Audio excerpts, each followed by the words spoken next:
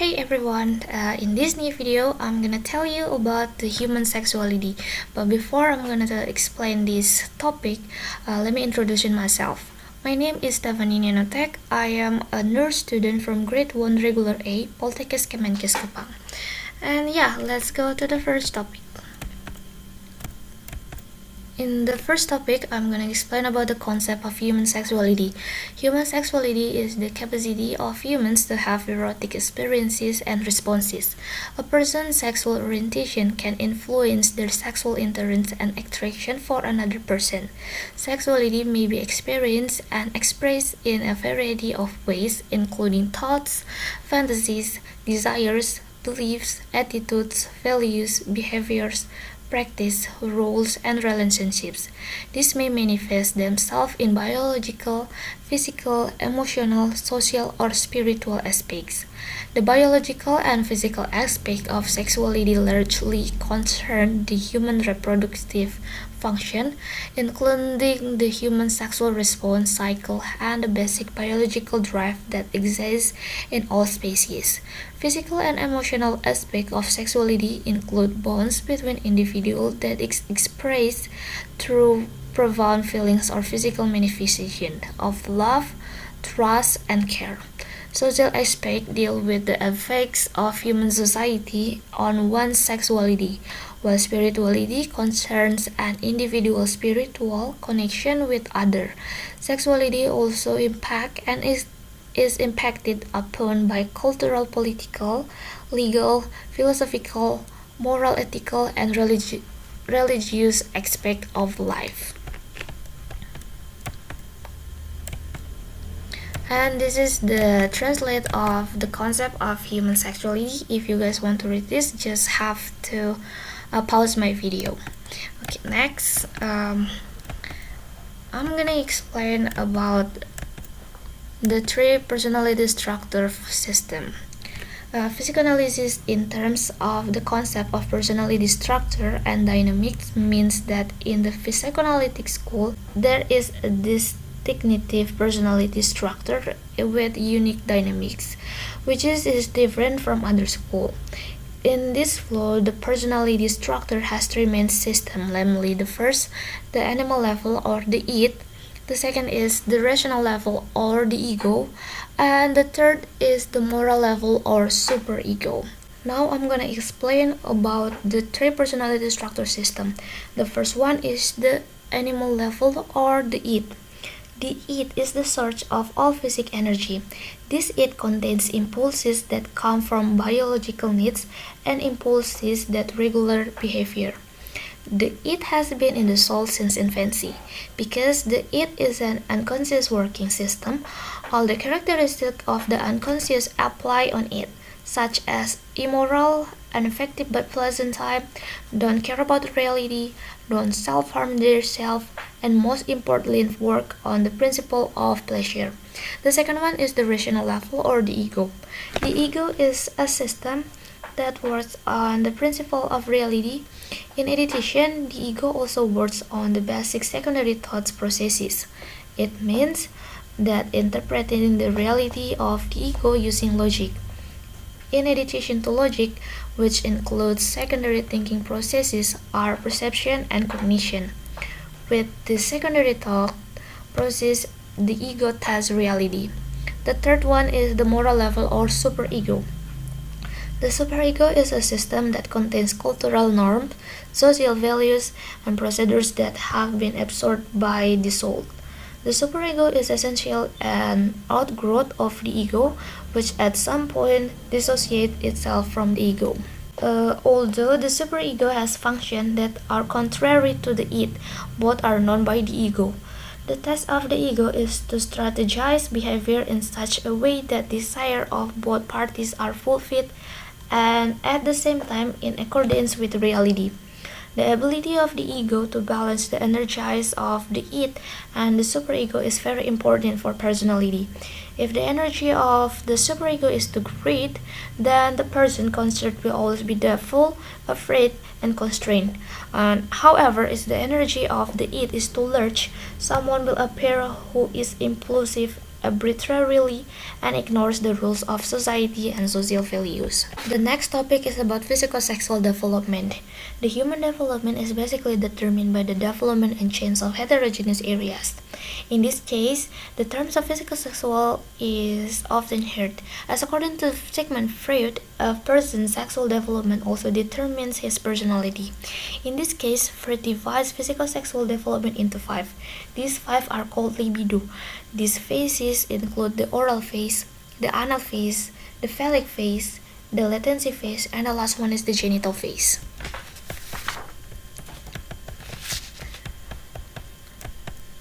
Now I'm gonna explain about the 5 phases of the personal sexual development. The first one is the oral phase. The oral phase is the phase when a person is still a baby until they are about 1 until 2 years old. What is dominant in this period? The dominant in this period is the biological element. It means they only have experienced pleasure, pain, and change intention. Their soul is still controlled by the id because the ego and superego have not yet emerged. In this stage, the center of pleasure or erogen zone is located in the mouth. The source of pleasure is sucking food or objects tied in the mouth. The second one is the anal phase. The anal phase is when a person is between 2 until 3 years old. The erogenous area in the anus or elimination area. At this stage, both the child and parents are equally busy with the function of the fiction and refrain from throwing it away. The development of the ego in this phase is characterized by the ability to dominate in on objects, be aware and tolerant of anxiety, the development of the ability to speak or think, and the growth of defense against impulsivity. The third one is the phallic phase. The phallic phase is when a person is between 3 until 6 years old. The erogenous area in this phase is the genitals. Here are 3 very important developments, namely increased interest in sex that occurs in the family in the forms of Oedipus complex, the process of superego growth, and the increasing number of ego defense mechanisms. Of the 3 developments, the most important is the first, namely the Oedipus complex. The Oedipus complex is the love of a son for his mother, or the love of a daughter for her father. Besides love, there are also feelings of hate, envy, and hostility. The fourth one is the latent phase. The latent phase is the phase when a person is between 7 until 13 years old. The erogenous area at this stage, there are still genitals. In this phase, there is no development or growth, so it can be said the activity quiet of sex, friend of sex, and an active sex. Defense mechanisms still very necessary to adjust to the environment because of the ego more related to objects in the outside world. Sublimated sexual desire, including sexual love for parents, become feelings, respect, and appreciated. The fifth one is the genital phase. The genital phase is the phase when a person is between the ages of 13 until he dies. This phase be the link between childhood and adulthood. In this phase, there are 3 important stages. First, prepubertal, which is characterized by increased libido again. Second, the pubertal stage, which is characterized by physical growth, especially primary sexual signs.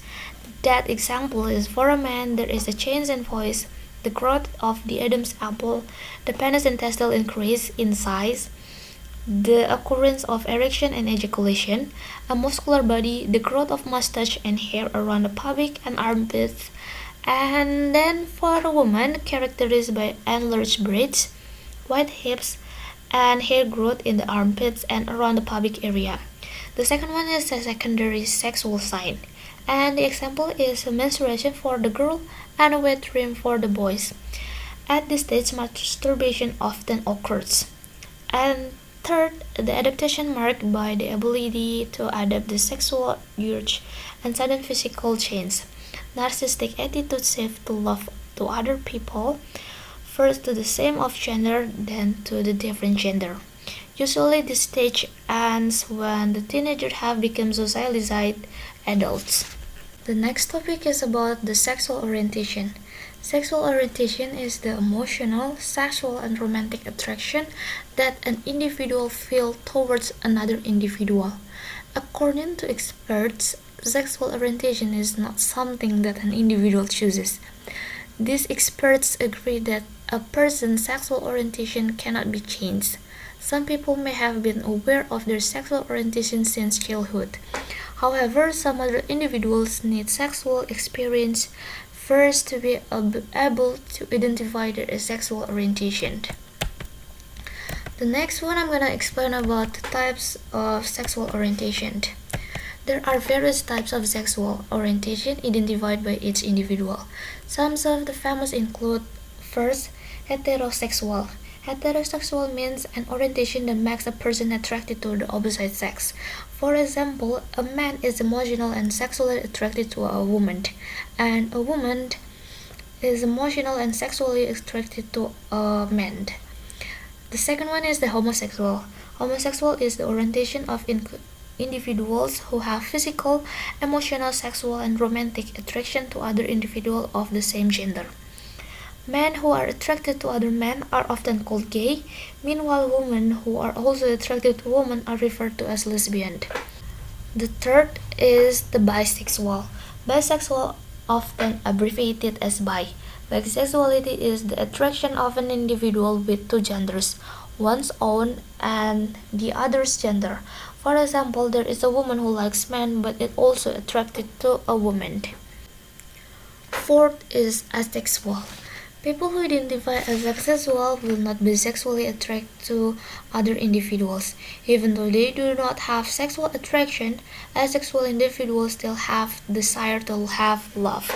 It is important to remember an asexual individual is not a person who has sexual dysfunction. Simply put, they don't want to have sex. Fifth, aromantic. If an asexual person has no sexual attraction, an aromantic person has not romantic attraction to other people. Although different, this orientation is not an inclusive orientation. In a sense, asexual individuals may also identify themselves as aromantic individuals. 6. Androsexual. Androsexuality is an orientation or attraction towards a man or someone who is masculine. This orientation can be felt by an individual, although he also identifies with other sexual orientations. For example, a heterosexual human and homosexual man can double as androsexual because they are attracted to men. And 7 is gynesexual. Gynesexual is the opposite of androsexual. Gynecological individual will be attracted to a woman and people who are feminine. Just like androsexual, gynesexual can also be identified by individuals of other orientation. For example, homosexual women and heterosexual men can be said to be gynesexual because they are attracted to a woman. 8. Demisexual. Demisexual doesn't refer to gender orientation, but rather to the level of emotional closeness to someone. People who identify as demisexual can only be sexually attracted to someone when they feel emotionally close. This closeness can build quietly or after years of being together. 9 is pansexual. Pansexual is also known as omnisexual. Omni refers to a term which means all. Pansexual individuals can be attracted to all genders. Pansexual people can be attracted to men, women, transgender, intersex, or people with a gender that is not identified as male or female, third gender, or individual who do not identify as female or male, and to queer. Though you can be attracted to all genders and genders, that doesn't mean pansexual can be attracted to everyone they meet. And the last one is queer. Queer is just an umbrella for people who feel the label above cannot cover their orientation, but specifically for non-heterosexual and non-gender people. For example, even if a woman is attracted to other women, she may not want to be labeled a lesbian, because there are many types of sexual orientation. People around us may have different sexual orientation from us. Although different, not discrimination against others is the best thing. The next topic is about the gender identity disorder. According to Nevitt, Retus, and Green, gender identity disorder, or better known as transsexual, is how a person feels that he is a man or a woman, where there is conflict between a person's gender anatomy and gender identity. According to Harry Benjamin, true transsexuals feel that they belong to other sex. They want to be and function as member of the opposite sex, not only to appear as such. For them, their organ, the primary as well as the secondary, as discussing, that must be changed by the surgeon's knife only because of the recent great advance in endocrinology and surgical techniques has the picture changed. It means someone who is transsexual feel they have the sex of the opposite sex, therefore they want to be a member of the gender. They even feel disgust with their own genitals and want to have sex surgery to suit their gender. A transsexual feels that deep inside, usually from early childhood, they are person of a different gender than today. They don't like clothes and activities that suit their own gender. Next is about the characteristics of gender identity disorder in DSM-4-TR. First, strong and persistent identification of the opposite sex. Second, for the children, there are 4 or more of the following characteristics. 1. Repeatedly expresses desire to be or insists that the person is the opposite sex. 2. Prefer to wear clothes of the opposite sex. 3. Prefer to play the role of the opposite sex or constantly fantasize about being the opposite sex. 4. Prefer to play games that are stereotypes of the opposite sex. 5. Prefer to play with friends of the opposite sex. Third, in teenagers and adults, symptoms such as desire to be an opposite sex, switching to a group of the opposite sex, wanting to be treated as the opposite sex, the belief that the emotions are typical of the opposite sex. Fourth, persistent in discomfort with one's biological sex or feelings alienated from the gender roles of the sex. Fifth, not the same as the physical condition between the sexes. And the sixth causes distress or impairment in social and occupational function. So thank you for watching my videos, and I'm so sorry if I have a bad pronunciation and something that make you misunderstood. Thank you.